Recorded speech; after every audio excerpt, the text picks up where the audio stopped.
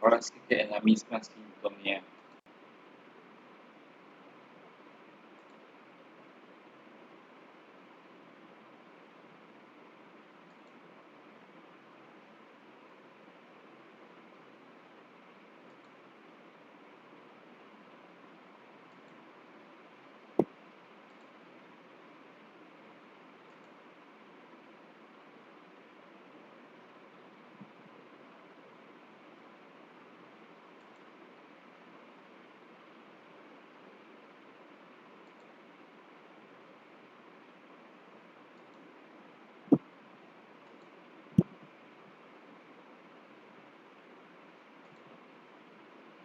A ver, ok. ¿Sí se acuerdan de que lo que estuvimos viendo la clase pasada con respecto a las diferencias entre el trastorno de estrés agudo y el trastorno de estrés postraumático? Estábamos viendo que el agudo dice tiene lugar dentro de las 4 semanas posteriores al acontecimiento y de un mínimo de 2 días y un máximo de 4 semanas.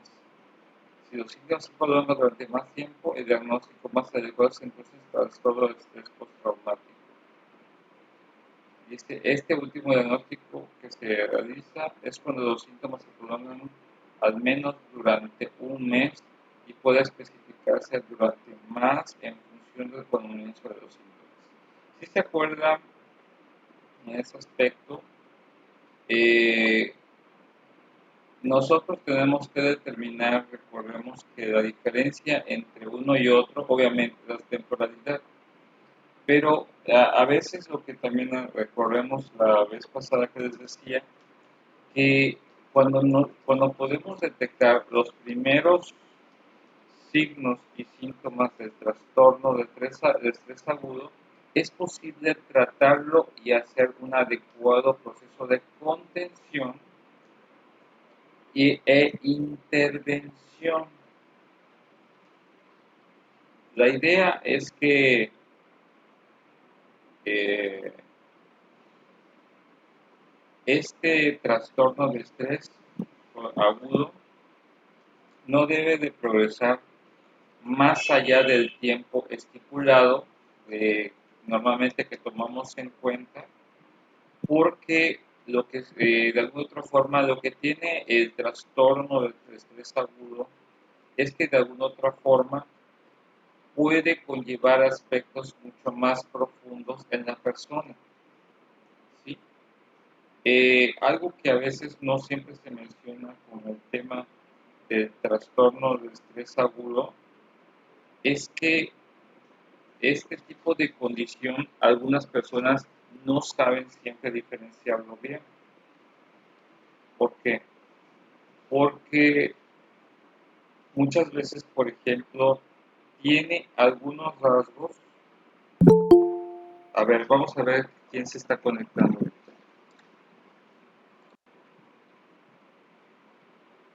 A ver, creo que ya está su compañero.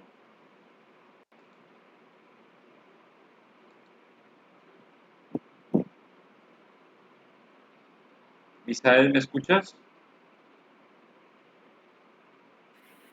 Sí, maestro. Bien, ok. Les estaba comentando a tus compañeros eh, que estábamos retomando el tema de la diapositiva pasada. Y hablamos acerca de la diferencia, vamos a hablar de diferencia de lo que es el trastorno de estrés agudo y el trastorno de estrés postraumático. ¿Sí? Les estaba comentando, recordamos que cuando hablamos del trastorno de estrés agudo, muchas veces, por ejemplo, si no sabemos identificar lo que son los signos y los síntomas de forma adecuada, podemos nosotros confundirlo con algunas manifestaciones del trastorno de estrés postraumático, en especial por el hecho de que si bien tienen las mismas manifestaciones, El aspecto de intervención del trabajo es diferente.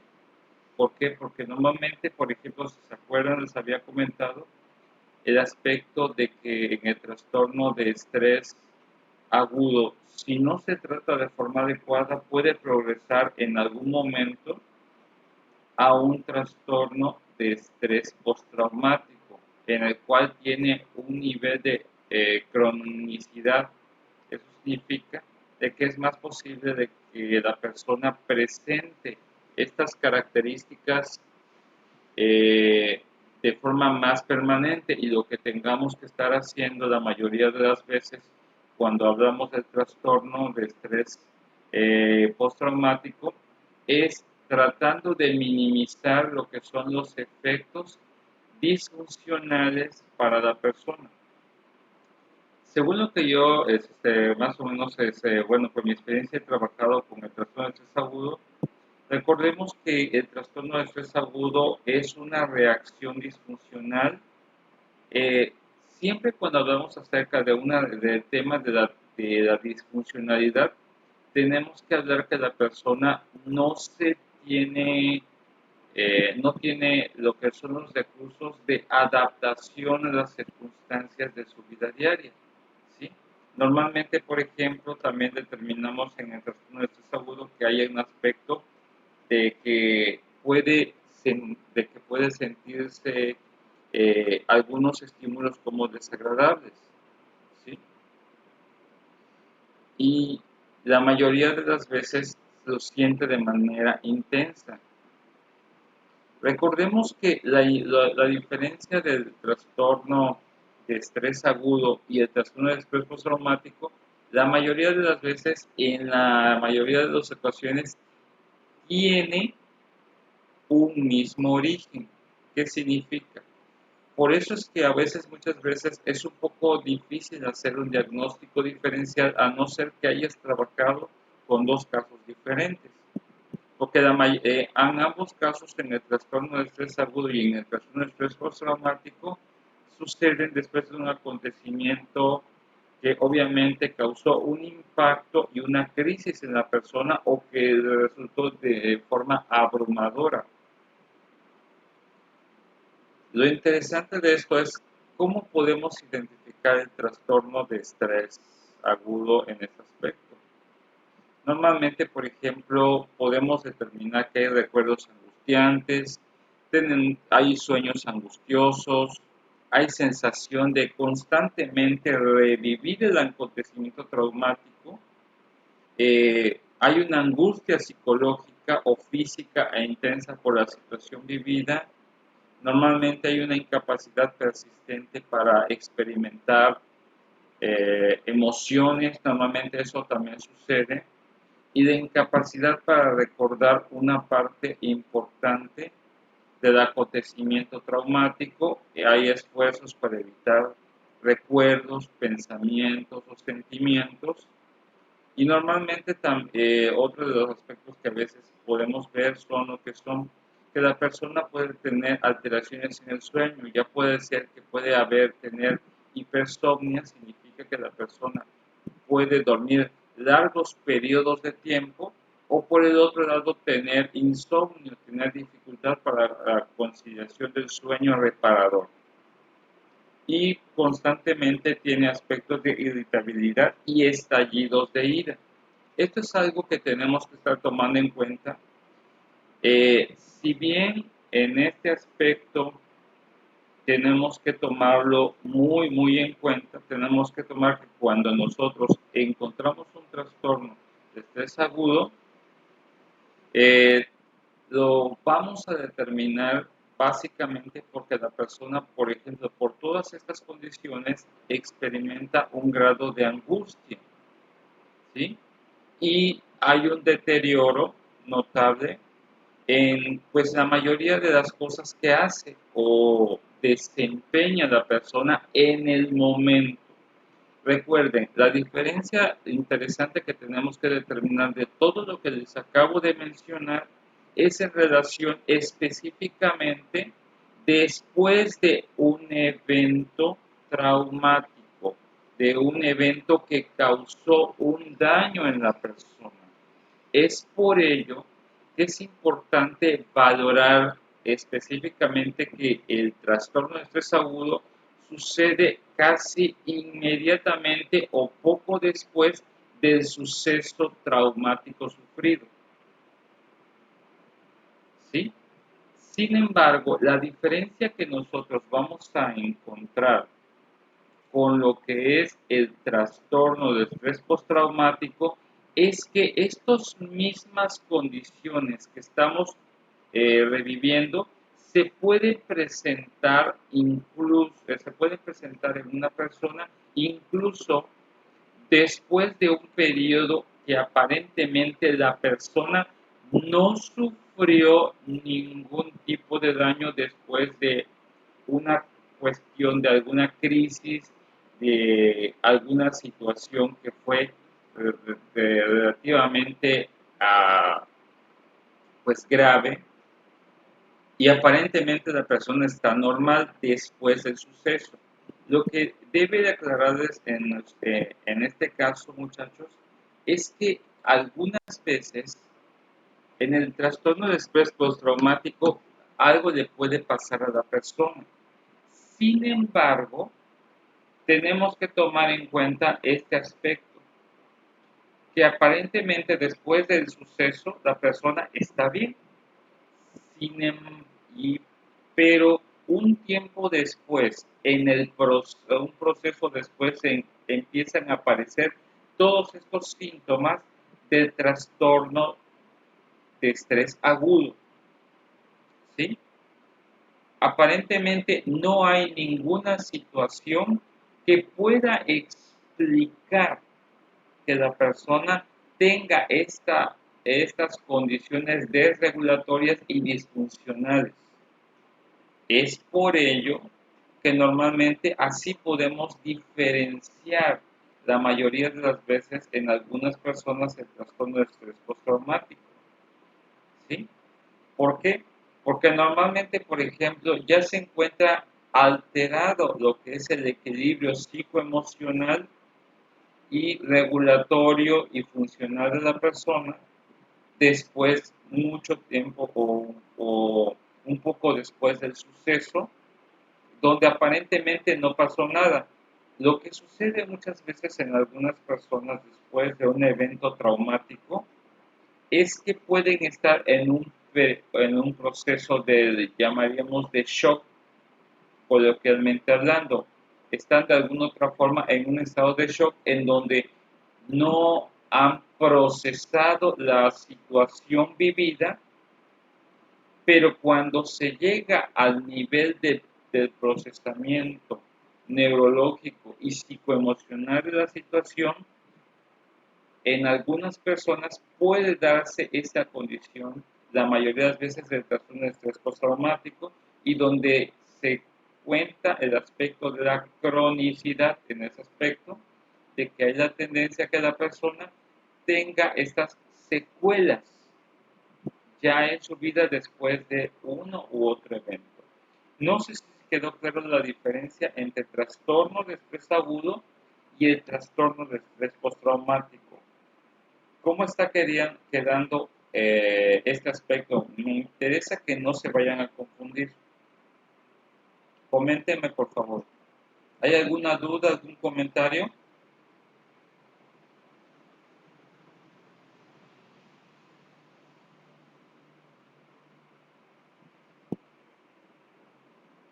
¿Sí me escuchan? Sí, maestro, todo bien. Ok, muy bien. Bueno, entonces,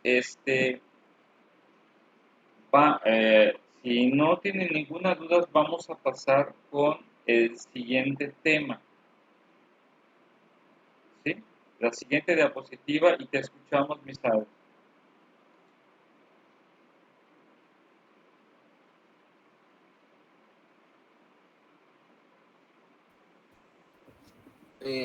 Ok, ¿sí me escuchan? Sí, Pues es como lo que les había comentado en la clase, dentro de los trastornos o traumas postraumáticos del estrés.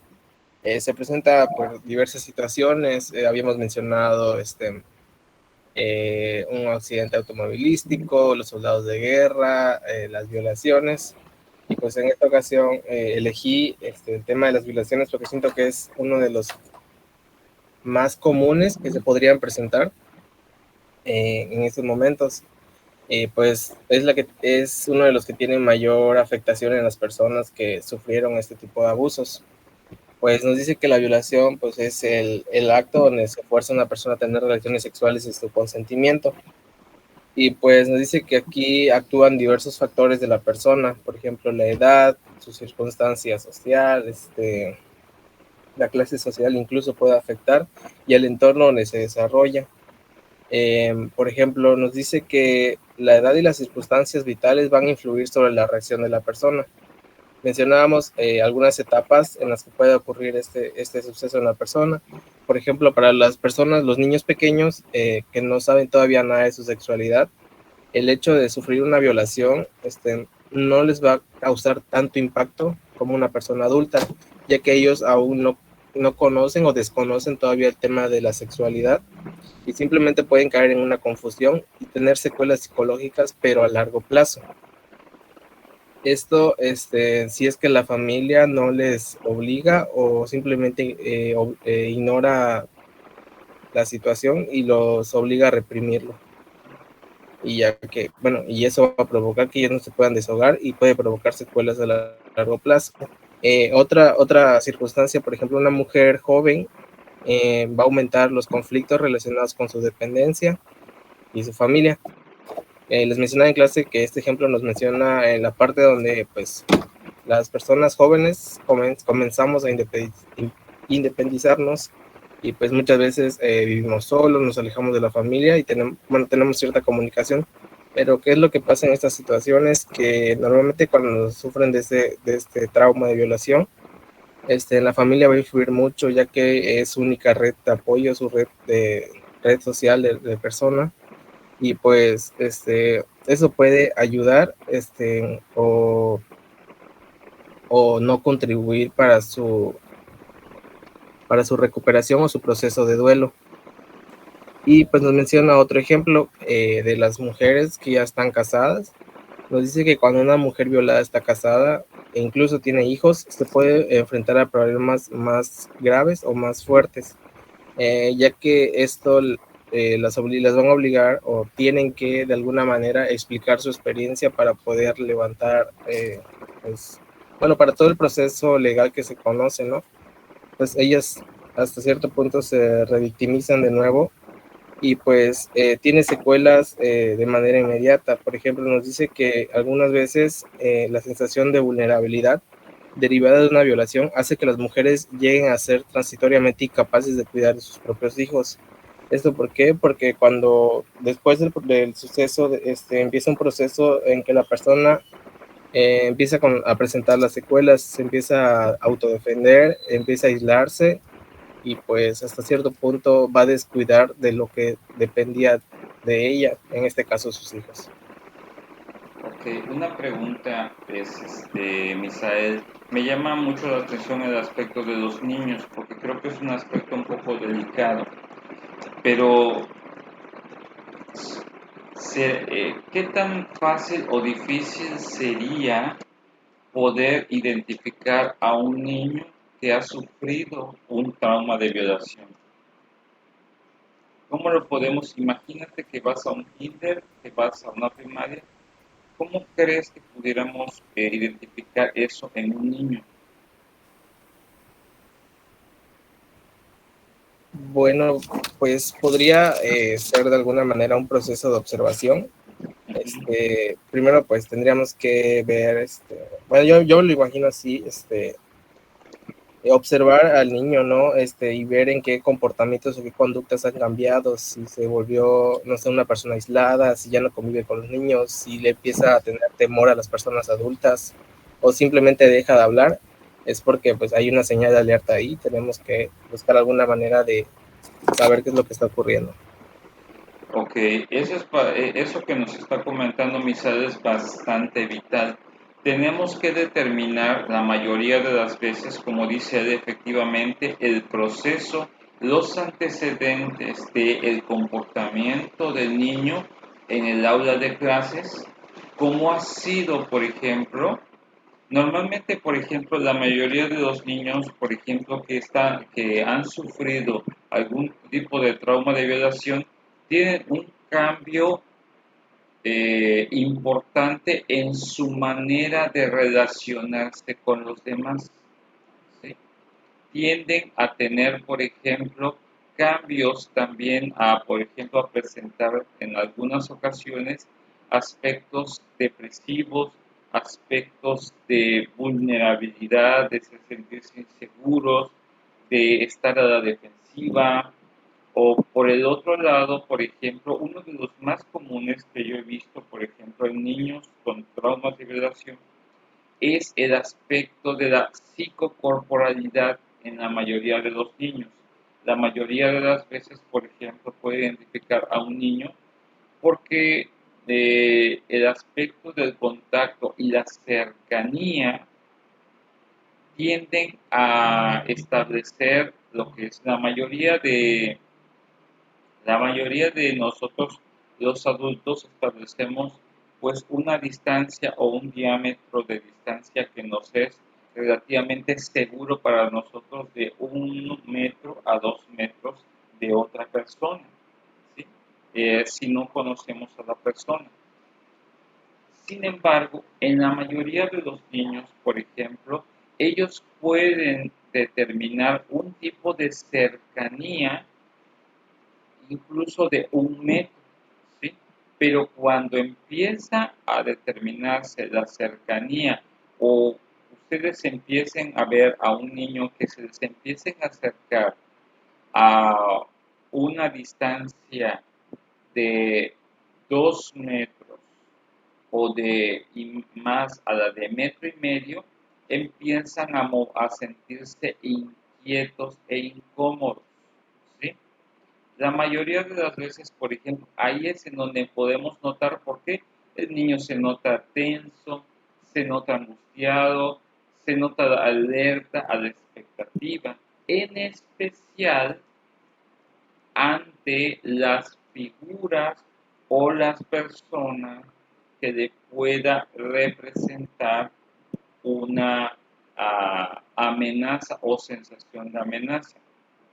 Por ejemplo, en ese sentido, por ejemplo, he sabido de casos donde abuelos o padres que han abusado o padrastros que han abusado de niños o niñas, de alguna otra forma, si hay alguien o un maestro o algún personal de la escuela adulto que se les acerca demasiado, la mayoría de las veces tienden a huir o retraerse o de alguna otra forma eh, determinan, por ejemplo, que empiezan incluso a manifestar cierta tensión y reactividad a lo que le digan o hagan. Normalmente también, por ejemplo, obviamente, la mayoría de estos niños no resisten el aspecto del contacto o las muestras de afecto físico. Ya no, ya se sienten incómodos con ese tipo de aspectos. Otro de los aspectos es el aspecto de la distractibilidad del niño para poder establecer lo que son patrones de concentración, ¿sí? Puede estar en algún momento reviviendo las situaciones.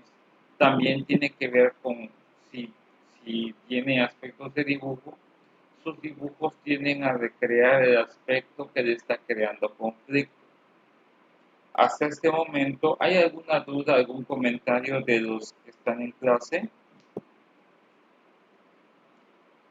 Sí estamos viendo un poco estos aspectos, sí está quedando claro. Sí, profe. Muy bien. También nos comentabas, por ejemplo, acerca que para una mujer joven la violación puede aumentar los conflictos relacionados con independencia y separación de la familia. Pero qué, pero imagínate, Misael, que una mujer, ¿sí? Eh, que de alguna otra forma fue abusada. ¿Cómo podemos identificar en ella si en algún momento ha sufrido algún tipo de abuso o violación?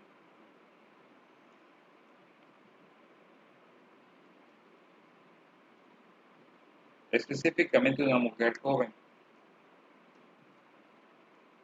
Ya comentas algo, pero imagínate de que nosotros la estamos viendo por fuera. ¿Cómo podemos diferenciarlo? Mm, Podría, todo el tiempo siempre va a estar alerta de lo que suceda, siempre va a estar muy tensa, no va a estar concentrada en algo. Exactamente. Y su nivel de irritabilidad es bastante alto. El problema es, por ejemplo, cuando hablamos de mujeres casadas, ¿sí? Normalmente cuando hablamos de violación de una mujer casada que es violada, por lo general el 80% de la violación es por parte del, pues, del cónyuge, ¿sí? De alguna otra forma, esta situación hace que las cosas sean mucho más complicadas. De alguna otra forma, el hecho de que, pues obviamente, cuando han sido violadas por el cónyuge, crea una sensación de mayor inestabilidad. ¿Por qué? Porque no tienen un lugar seguro, porque su lugar seguro supuestamente es el lugar donde fue el acto del crimen o el acto en el cual fueron ultrajadas. Y porque de alguna otra forma, por ejemplo, siempre el hogar representa la situación que lo hace revivir la situación. Por eso es que dice muchas veces que a veces transitoriamente pueden llegar incluso a ser incapaces de cuidar de sus hijos. En algunas ocasiones no es que no quieran cuidarlos, sino que simplemente no se sienten protegidas en su propio hogar y por lo cual prácticamente están en un estado de estrés, en un estado alterado. Y ese estrés es lo que no permite concentrarse y desempeñar sus roles normales. La mayoría de las veces, por ejemplo, como le comentamos, tienden a aislarse demasiado, tienden a evitar eh, comentarios acerca sobre su vida íntima, tienden a evitar hablar mucho de lo que están viviendo en el seno familiar e incluso pueden incluso llegar a procesos de disimulación.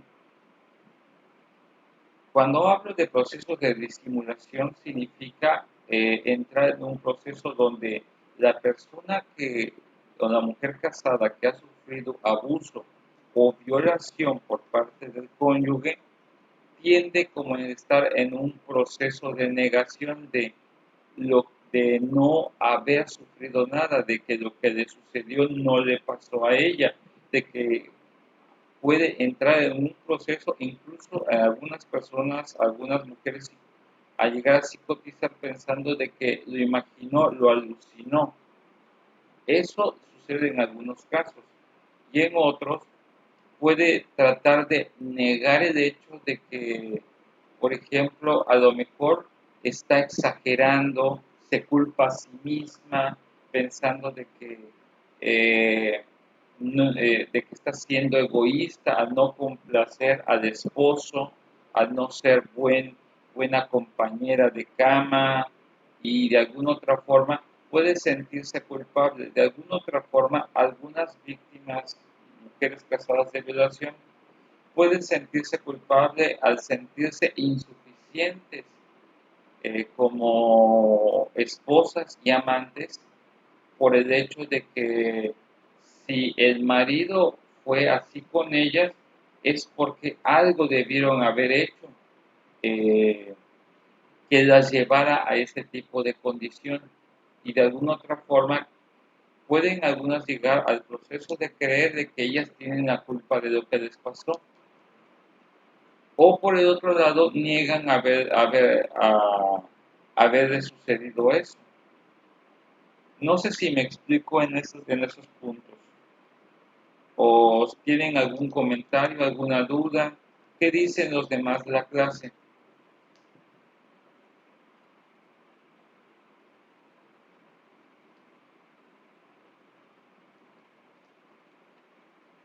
Bien, ¿me escuchan?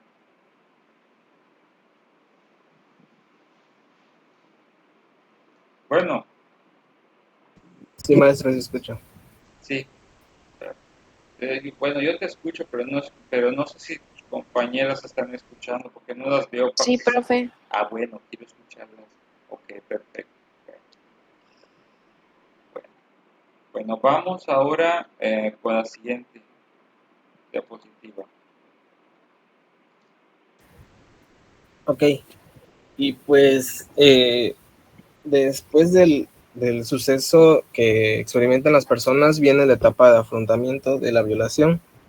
En esta etapa se siguen ciertos pasos o ciertos puntos que la persona va a ir pasando durante su proceso de recuperación. Nos menciona la anticipación, que esta se da normalmente, según entendí, se da en el momento en el que la persona se da cuenta de lo que está ocurriendo o de lo que puede ocurrirle. Bueno, en este caso de la violación es cuando, pues, podría ser cuando la persona se encuentra sola y ve que la persona se está acercando hacia ella y la está forzando, es lo que la puede llevar a una anticipación de lo que le puede ocurrir. De ahí viene el impacto, que es cuando está ocurriendo el suceso y la persona se da cuenta de lo que le está ocurriendo. Incluso llega, llega el punto en que la persona puede quedar en un estado de shock. Es por eso que muchas veces las personas no suelen defenderse porque simplemente se pierden, no saben qué hacer y se están dando cuenta de lo que está ocurriendo. Después de ello viene el rechazo postraumático, que es un proceso de reconstrucción de la persona. Bueno, antes de la reconstrucción es el rechazo, lo que mencionaba el maestro, que muchas veces la persona va a negar que ocurrió eso. Puede estar en un estado de negación o simplemente se va a limitar a hablar de lo que pasó. Y de ahí viene el proceso de la reconstrucción de la persona, que es cuando se da el proceso, cuando empieza a hablar, cuando empieza a testificar lo que le ocurrió. Y viene la reconstrucción acompañada de varios procesos, como por ejemplo la autoprotección, que es lo que mencionaba, que muchas veces van a estar aisladas, tratando de estar protegidas ellas mismas. Pueden estar en un estado de rechazo o más bien aisladas de las personas, de la sociedad, y van a dejar de hacer muchas de las actividades que hacían normalmente. Esto puede venir acompañado de pesadillas, fobias y miedos, que son los que se pueden desarrollar a corto o largo plazo en la persona. Dentro de los efectos a largo plazo, menciona que la víctima puede experimentar problemas psicológicos graves, pero esto va a depender muchas veces de su capacidad de afrontamiento, como mencionábamos en la clase pasada, y pues de cómo funciona ella a nivel psicológico. Nos dice que una persona con una buena adaptación y con una buena madurez psicológica va a ser capaz de recuperar su equilibrio de vida anterior. Pero por el otro lado, si una persona no tiene suficiente madurez psicológica, no tiene buenas herramientas o técnicas de afrontamiento, la violación le va a provocar muchas secuelas o algunas patologías, y pues esto la va hasta cierto punto. Esto normalmente se da durante el proceso de la ayuda psicológica de una violación, pero pues como sabemos, muchas de las mujeres o de las personas que son víctimas de esto, normalmente posponen la ayuda, a la búsqueda de la ayuda psicológica hasta que no logran una cierta recuperación emocional. Es decir, que muchas veces lo reprimen, puede ser meses, semanas, incluso años, para que ellas se sientan listas para poder hablar y buscar ayuda o testificar de lo que les ocurrió. Ok. Para los que están en la clase, ¿saben cuál es la diferencia entre una fobia y un miedo? ¿Alguien lo sabe? La fobia, bueno, la diferencia entre la fobia y el miedo es que, bueno, la diferencia del miedo tiene que ser la alteración excesiva al objeto, animal o persona o situación de la que se presenta el miedo. Ok, muy bien. Como dice nuestra compañera, ese efectivamente así es. La diferencia de la situación de un miedo a una fobia es que de alguna otra forma los miedos están relacionados con aspectos específicos a nivel racional. Yo tengo miedo a algo, pero estoy consciente de que de alguna otra forma tengo el control para decir, es que eso me da miedo. Los miedos de alguna otra forma, como están en el proceso de pensamiento, desarrollamos nosotros diferentes niveles para afrontarlos o pues de alguna otra forma pues dejarnos influir por ellos. Pero de alguna otra forma estamos conscientes de que ese miedo podemos tener un cierto control ante los miedos que podamos enfrentar o no. Sin embargo, en la fobia tenemos algo un poquito más complicado, porque dentro de la estructura de la fobia, recordemos que se genera eh, una respuesta automática en el cual la persona busca autoprotegerse o autopreservarse ante un agente que le causa un alto nivel de ansiedad, ¿sí? Y de alguna otra forma, la mayoría de las veces, por ejemplo, la diferencia entre una fobia y un miedo es que los miedos tienen una justificación basada en una realidad, a diferencia de las fobias que tienen una condición de tipo desproporcionado e irracional. Y esta cuestión irracional es cuando realmente ciertas situaciones, objetos o algún rasgo particular de lo que existe en realidad causa un efecto alterado en la respuesta de la persona. Eso significa que la persona tiende a sobrereaccionar ante determinados estímulos. Y entonces así podemos determinar la diferencia entre un miedo y una fobia. ¿Por qué? Porque la persona no tiene control de sí misma y porque siente el cuerpo o de su estructura psíquica que ese estímulo está poniendo en riesgo su integridad, aun cuando realmente a nivel de pensamiento o de conciencia sepa que realmente no está en peligro. No sé si ya se entendió la diferencia entre fobia y miedo. ¿O tienen alguna duda? ¿Cómo vamos con esto?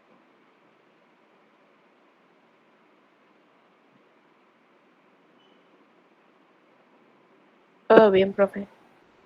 Muy bien. Perfecto. Eso me agrada. Bien.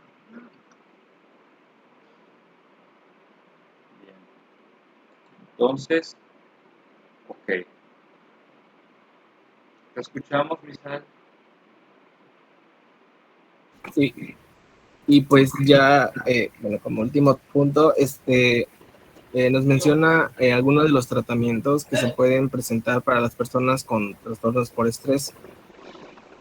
Esto ya de una manera más general para cualquier situación que haya provocado el trastorno.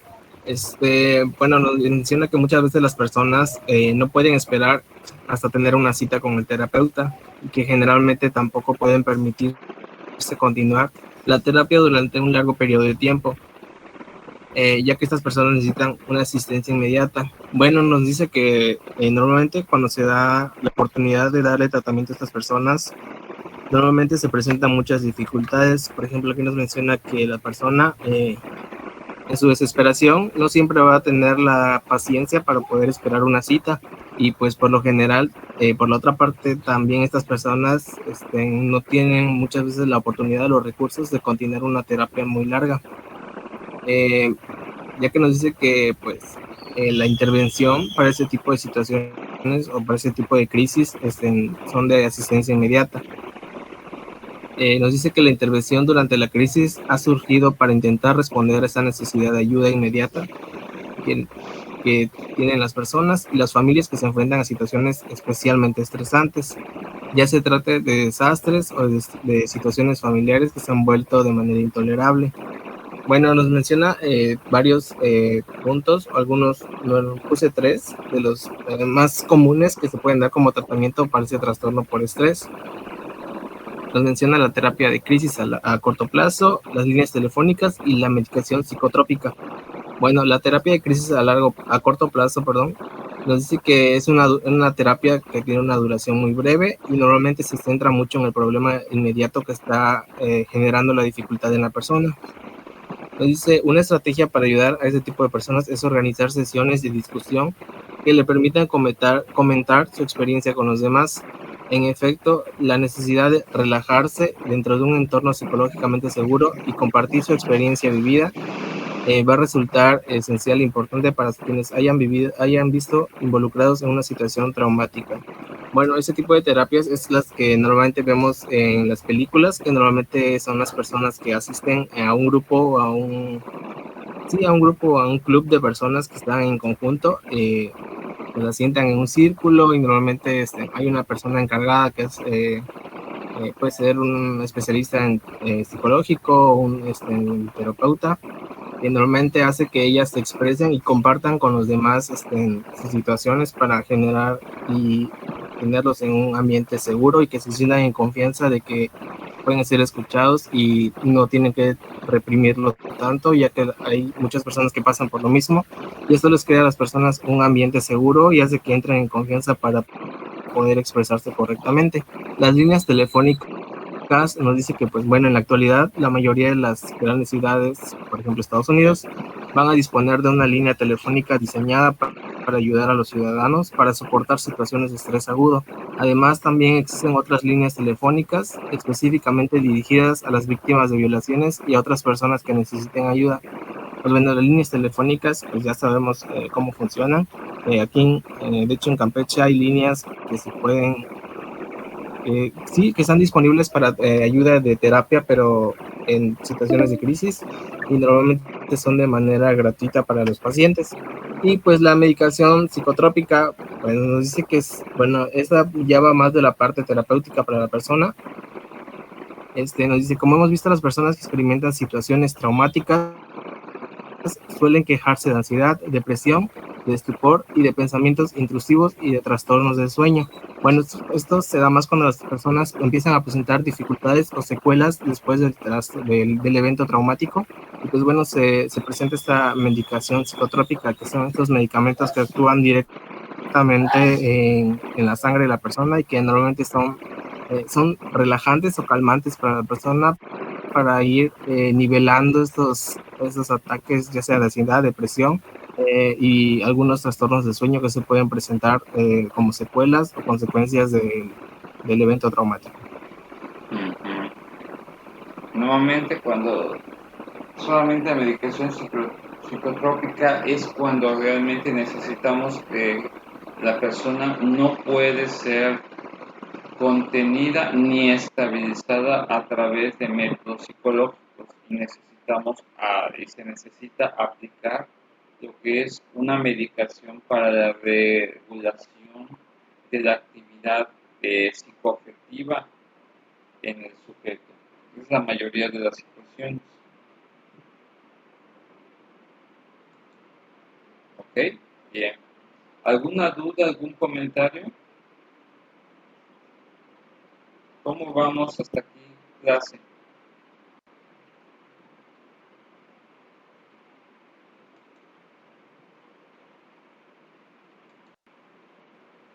Todo bien, profe. Muy bien, perfecto. Bueno, ¿quién sigue? Yo, ¿me manda su correo para enviarle las diapositivas, porfa? Este, y si me lo mandas por el, ¿cómo se llama? ¿Qué, qué te sé? ¿Lo has intentado mandar por WhatsApp? Sí, O, ahorita se lo mando. ok. ¿Tienes mi WhatsApp, por cierto? No, Ah, ok. Oye, espérate, ahorita te pongo mi número porque aquí tengo activado el WhatsApp. Ahorita le mando yo el contacto, maestro. Ah, bueno, gracias.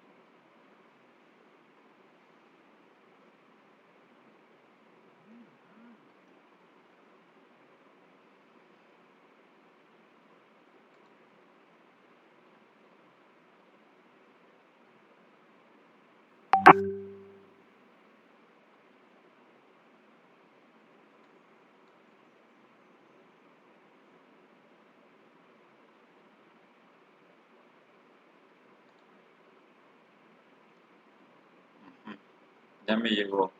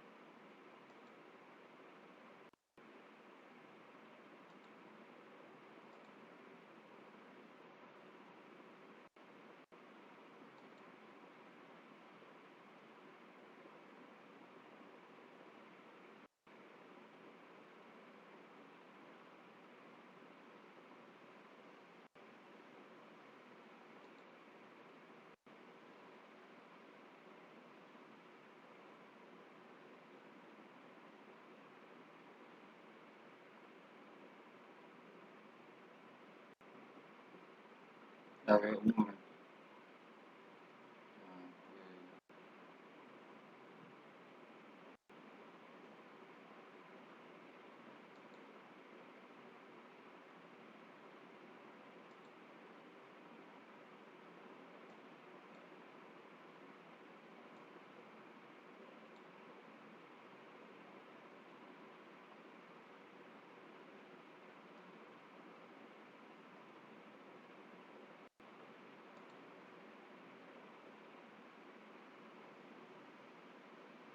A ver, estoy abriéndolo, un momento.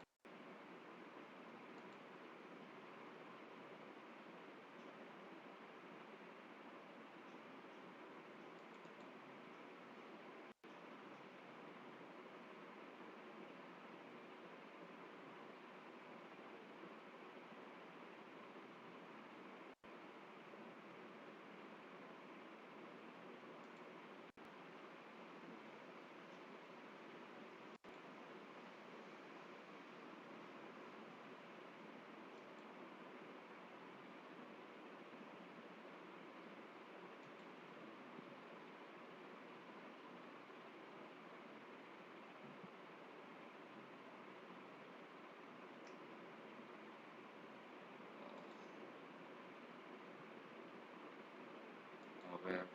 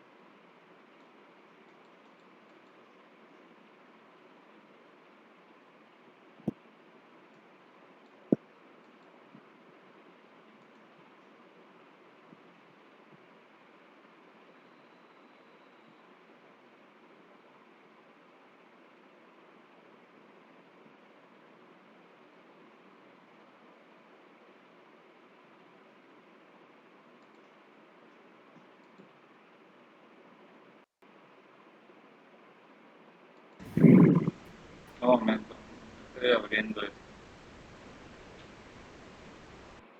Maestro, se va a cerrar la sesión. Ah, sí. Vamos a cerrar esta sesión y abrir la otra. Y así me da chance de que yo abra el documento.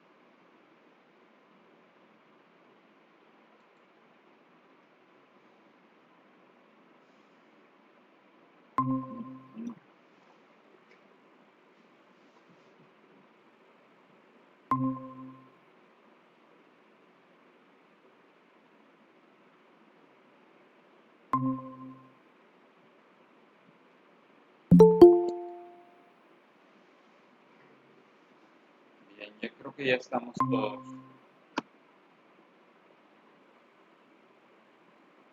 Bien, voy a compartir la presentación.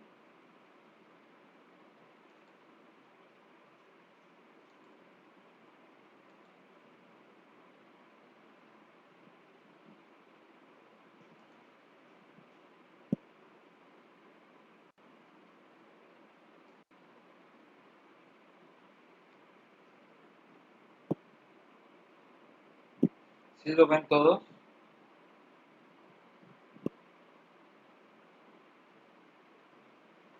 Sí, profe. Ok, bueno. Vamos a darle el lugar a nuestra compañera.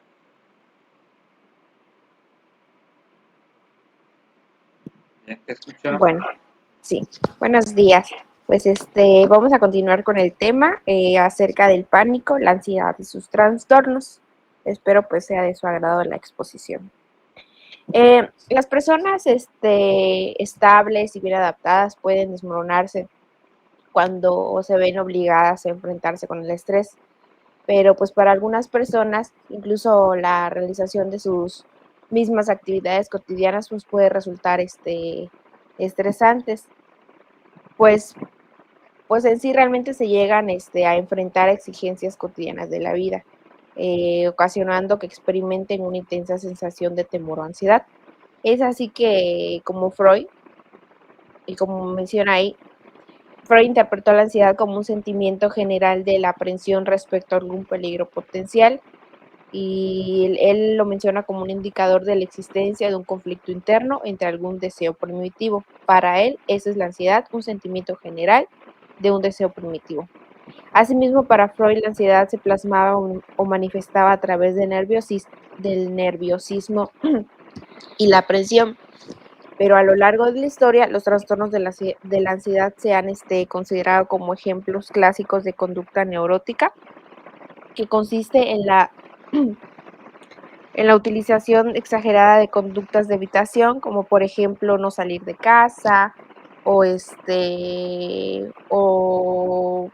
o preferir viajar en coche que viajar en un autobús o en un avión. Eso es un ejemplo de conducta neurótica. La conducta neurótica ahí también menciona que es inadaptada. La persona neurótica no se encuentra desconectada de la realidad ni actúa de manera incoherente o peligrosa.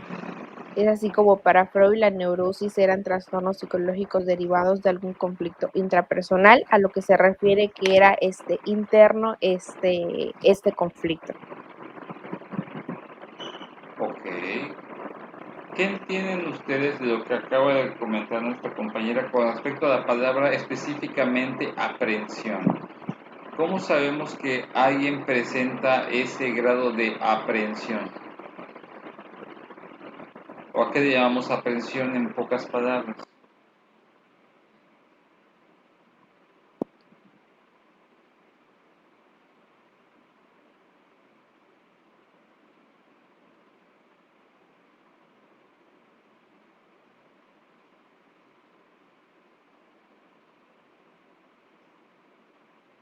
¿Sí me escucharon? ¿O tienen dificultades para eso? ¿Saben qué es ser aprensivo o qué representa la aprensión?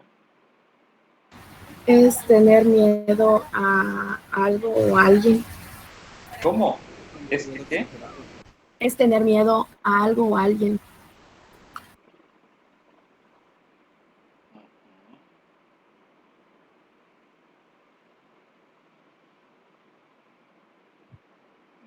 Más es que no es tanto el miedo, es el sentido de sentir cuando determinamos, no todos los tipos de condición que vamos a ver de la situación de ansiedad, no todo es miedo.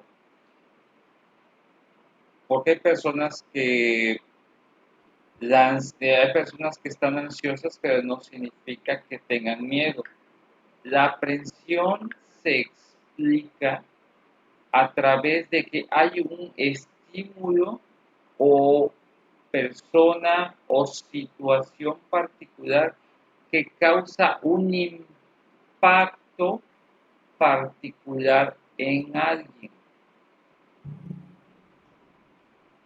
Por ejemplo, la situación, esa es la diferencia. Por ejemplo, el impacto, por ejemplo, no siempre creo que ese es el problema, no es miedo, es cualquier emoción generada por algún estímulo. Y que de alguna otra forma, por ejemplo, es como cuando de repente, imaginen una muchacha que se le declara a su novio, siente ansiedad, ¿sí o no? Pero lo interesante con Freud determinaba que, por ejemplo, que esa aprensión iba más allá del aspecto de la ansiedad, porque de alguna otra forma determinaba que ese objeto o ese sentimiento general de sentir de que eso le está afectando, ¿sí? Respecto a un peligro potencial, dice, como indicador de la existencia de un conflicto interno entre algún deseo primitivo. De alguna otra forma, ese peligro potencial es que determinas, no siempre es un miedo, sino que representa la existencia de que estás consciente de que hay un riesgo. Eso que representa ese objeto, persona o situación es un riesgo para ti y estás consciente de que eso es un riesgo, de que eso genera un riesgo, ¿sí? Por eso dice que para Freud la ansiedad se plasma o manifiesta a través del nerviosismo y la aprensión. Una persona nerviosa es porque estás consciente de que eso está causando un efecto en ti. Y dice que la mayoría de los trastornos de ansiedad se han considerado ejemplos clásicos de conducta neurótica. Una conducta neurótica, de alguna otra forma, es cuando sabes que hay algo que te está causando un nivel de atención. Y un peligro potencial no siempre tiene que ver con el aspecto de pérdida de vida o un daño físico. Un peligro potencial, tienen que entenderlo desde la perspectiva de Freud, es cualquier amenaza para el sujeto. Por ejemplo, como cuando nosotros sentimos ansiedad, por ejemplo, ansiedad, por ejemplo, ante una situación en la cual podamos tener un miedo o un deseo primitivo de que las personas no nos abandonen, como cuando sospechas que la persona quiere romper contigo, cuando alguien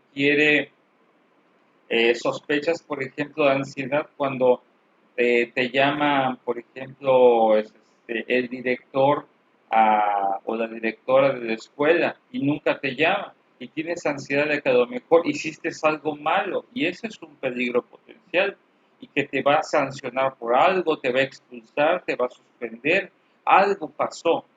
No sé si me explico a qué nos referimos con el aspecto de la ansiedad y específicamente con el tema de la aprehensión. ¿Sí estamos entendiendo? ¿Sí o no?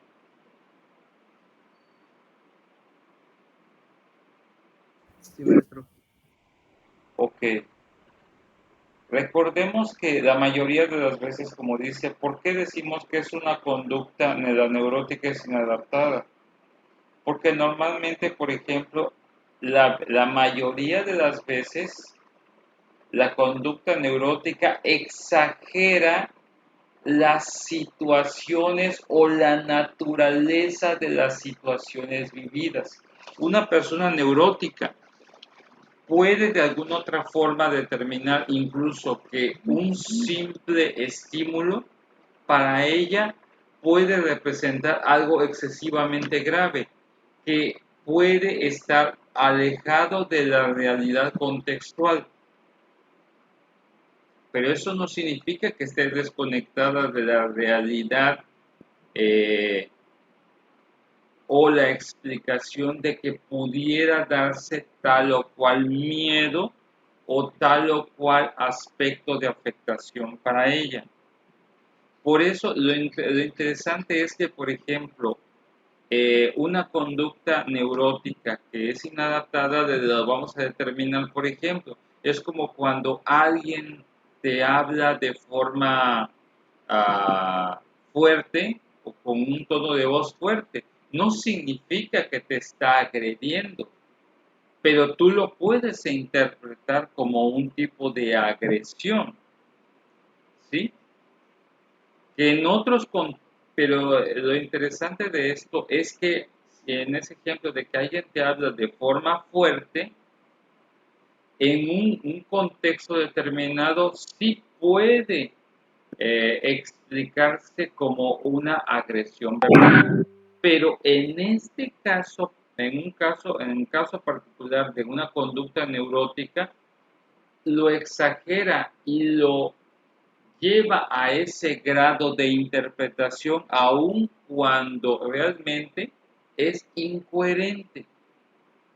Por ejemplo, no todas las veces en que alguien te habla en tono de voz fuerte y en un tono alto significa que te regaña.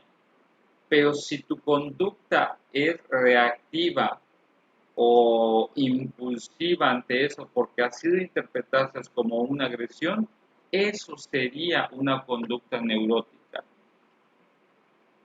Y eso es ante una situación que te generó algún tipo de ansiedad. Por eso es que decía Freud que todos los fenómenos psicológicos tienen un conflicto intrapsicológico. ¿Por qué se dice intrapsicológico? Porque no es lo que hace el problema, no es lo que el sujeto hace.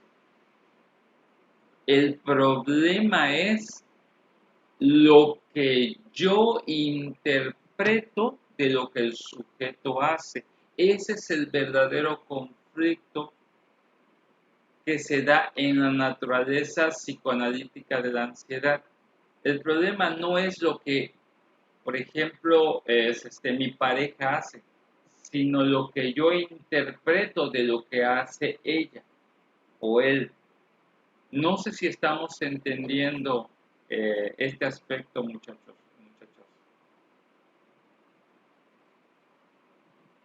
No sé si tienen ustedes hasta este momento algún comentario o alguna duda.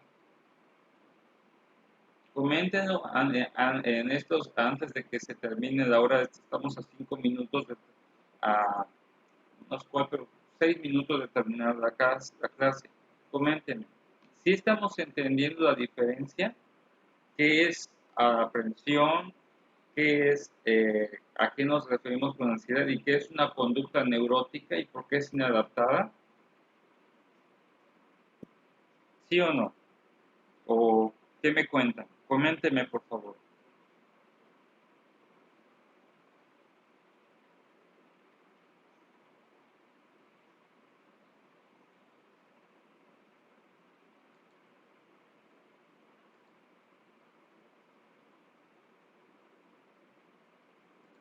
Les escucho. ¿Sí entendieron la diferencia?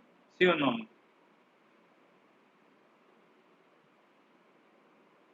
¿O cómo vamos con esto? Chicos, les preguntan, hablen, contesten, porfa. Sí, así me hacen después. Ah, bueno, como nadie participa, voy a empezar a preguntar. A lo que me obligan. Muy bien, vamos a ver.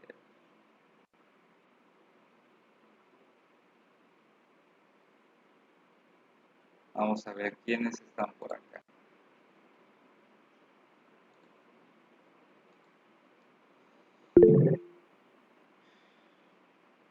Pues acabas de entrar, Celet. A ver, muy bien. Vamos a ver quiénes tengo por acá.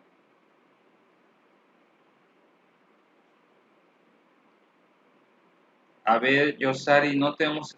Ah, ya se fue Yosari. Jennifer,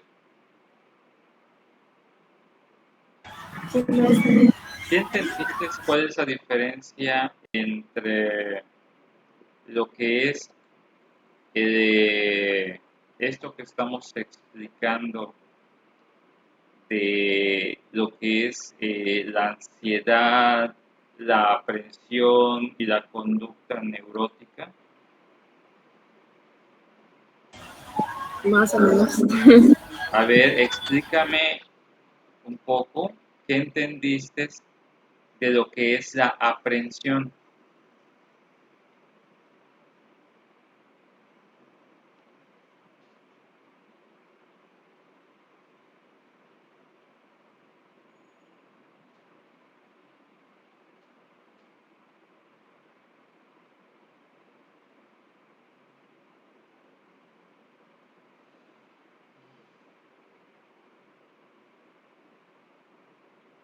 Necesito que participen para ver si estamos en el mismo canal, porque después les puedo preguntar en su trabajo de examen y me ponen cosas raras, no me va a gustar. Ya saben que no me gusta que me pongan cosas raras.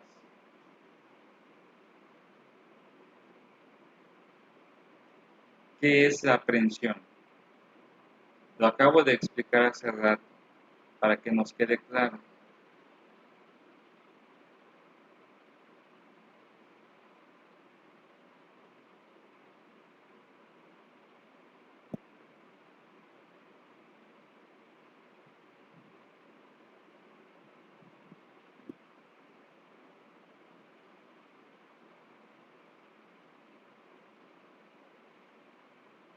Ay, no participan, muchachos.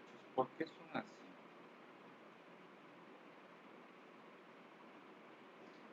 A ver, Misael, ¿tú qué entendiste de la aprensión?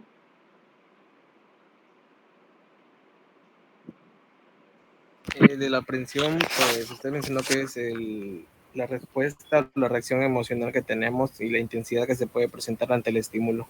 Muy bien, excelente, así es. No se les olvide ese aspecto que dijo Misael, es importante que lo tengan bien claro, obviamente. Y obviamente recordemos, y con esto nos vamos a quedar el día de hoy, todavía estamos empezando. La siguiente clase vamos a continuar viéndolo, pero nos tiene que quedar claro porque esta introducción de nuestra compañera es bastante importante porque eso va a marcar la diferencia. Recordemos que una conducta neurótica se vuelve inadaptada, y se los vuelvo a repetir por última vez, es cuando la mayoría de las personas, por ejemplo, perciben las cosas que existen en la realidad, porque de ahí la toman, pero el problema es la interpretación que hacen de ello y cómo lo determinamos que tienen problemas de interpretación por la manera en que reaccionan de forma exagerada ante dichas situaciones. ¿Sí? La mayoría de las veces siempre va a haber una exageración de la respuesta. ¿Sí? Cuando decimos es que no es que la situación no era para que la persona reaccionara así como reaccionó. Ahí es donde determinamos que la persona se mostró neurótica, cuando su reacción siempre es exagerada y desproporcionada a la situación vivida o a la situación experimentada. No era para que reaccionara así. ¿Ok? Bien. Ya son las 9:59 de la mañana. ¿Ok? De todas maneras, recordemos que todas estas cuestiones tienen que ver con el aspecto intrapsicológico y el conflicto que pueda tener cada persona. Por eso decimos, y quiero que se queden con esta idea, todos podemos exponernos a diferentes circunstancias en la vida. Todos podemos realizar muchas cosas en la vida. pero nosotros no podemos hacernos responsables por lo que el otro interprete de lo que yo haga.